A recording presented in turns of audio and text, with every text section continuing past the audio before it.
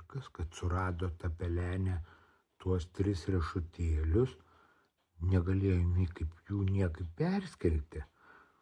Nu, tada suviliojo Spragtuką.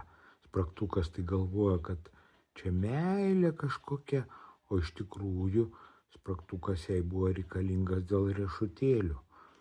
Nu, kai perskelė tuos riešutėlius, kai pabyro iš riešutėlių ten būtas, automobilis, nu, ten rūbų visokių, ištemų visokių pizdilūškių, tai ir išsiskyrė su tuo Spragtuku. Ir eina Spragtukas per mišką, toks nuliūdęs, o ten ežiuko vestuvės, visi ką dainuoja, garnys, garnys, turi ilgas kojas. Spragtukas pasijautė toks niekam nereikalingas, jau galvoja šokti laužat, nes ten, nu, tuo pačiu dar ir joninės buvo, jie ten laužus kūreno.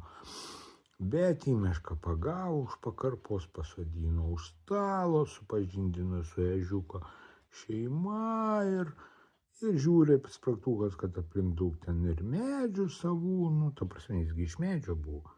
Nu, ir jis ten ir liko su jais gyventi.